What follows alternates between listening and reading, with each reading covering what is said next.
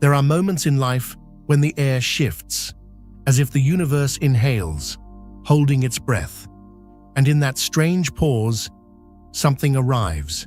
A glance, a conversation, a soul you don't yet know, but somehow recognize. They don't explode into your life. They slip in quietly, like a thread your heart already knows how to weave. You speak, and something ancient stirs. Not memory, recognition. What if you're about to meet someone who doesn't just enter your story, but rearranges your soul?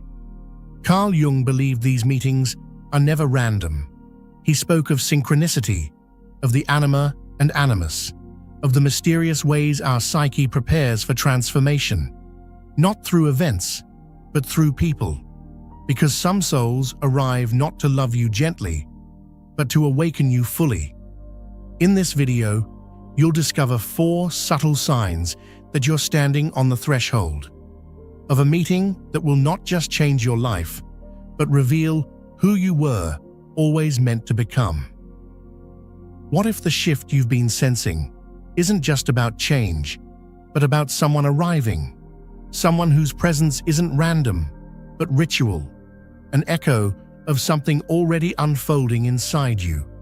Because in Jung's world, the outer encounter always mirrors the inner transformation. He had a name for this sacred timing. Carl Jung called it synchronicity, those strange, meaningful coincidences that defy logic, but feel too precise to ignore. They're not accidents, they're psychic fingerprints, clues that something within you is stirring, something that's beginning to shape the world outside you. Jung believed that when we reach certain thresholds in life, times of deep questioning, after symbolic deaths or endings, during spiritual awakenings or inner disorientation, the unconscious begins to reach outward, and in response, someone begins to walk toward you, not because the universe is granting a wish, but because your soul is ready. He wrote, "What you meet in another being is the mirror of your own level of consciousness. This is the foundation of all true connection. Not fate, not romance, but resonance. Some call it soul contracts, others divine timing. Jung would call it archetypal alignment, your inner world preparing to meet its reflection in another." And these encounters, they are not always easy. They may not always last, but they always change you. They arrive when you've cleared enough inner space to receive them. When your soul calls, not for comfort, but for expansion. And someone answers. Sign number 1. Your inner world feels like it's being rearranged before they ever appear. Something inside you begins to shift. Not loudly, not all at once, but subtly, like furniture in a dream being moved in the dark.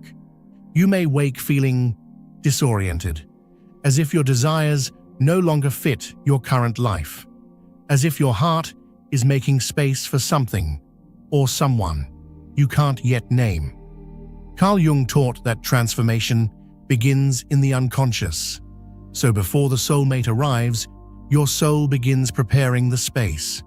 Old patterns rise to the surface. You find yourself confronting things you thought you'd buried. Wounds, longings, memories, fears. You might feel restless in familiar places, disconnected from people you once felt close to. The things that used to satisfy you don't anymore. This is not depression. This is not confusion. This is reorientation. You are being tuned, like an instrument adjusting its strings to a new song. And often, that new song is not meant to be played alone. Jung believed that the psyche knows. It senses what's coming before the mind can understand it. So if your inner world feels like it's unraveling, don't panic. Pay attention. You're not falling apart. You're being reassembled. This kind of inner disarray is sacred, because the soul doesn't invite in transformation while the house is tidy. It invites it in when it's ready to be rebuilt. And sometimes the person who helps you rebuild is already on their way. Sign number 2. Synchronicities begin to intensify. As your inner world begins to shift, your outer world starts whispering back. You see a name, again and again. You hear a song from your childhood in a cafe, the same one that played in your dream the night before. Strangers start speaking about the exact topic you've been silently wrestling with. This is not coincidence. This is synchronicity, one of Carl Jung's most mysterious and powerful concepts. Jung believed that when the unconscious stirs, it doesn't just move within you. It begins to bend the world around you, to reflect, to echo.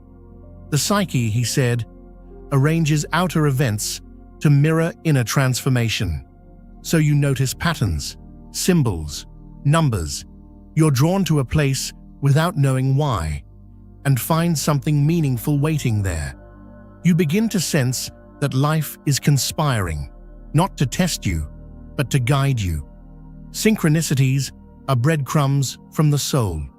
They don't always lead directly to the person.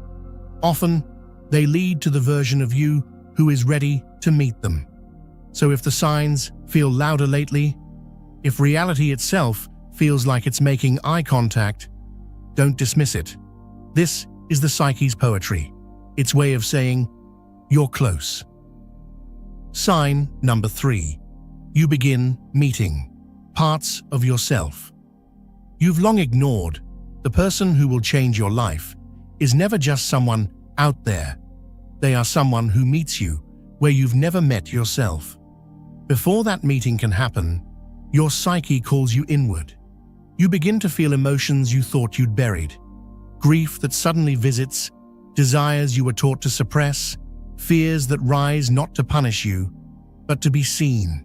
This is shadow work, the process of recovering the rejected pieces of who you are. Carl Jung believed that the people who impact us most are not random. They are mirrors. They reflect our unconscious, our hidden wounds, our unlived strengths, our deepest longing for wholeness. You may start confronting your fear of intimacy, only to later meet someone who sees past your armor. Or your inner feminine might soften, just before you meet a man who mirrors her grace and strength. These meetings don't happen when we're perfect. They happen when we're real, when we've done enough soul excavation to stand in front of another and see not a savior or a fantasy, but a reflection. As Jung said, we don't attract what we want, we attract who we are or who we're ready to become. And sometimes, becoming that person is the true preparation. The soulmate is simply the echo. Sign number 4. A deep calm or knowing emerges.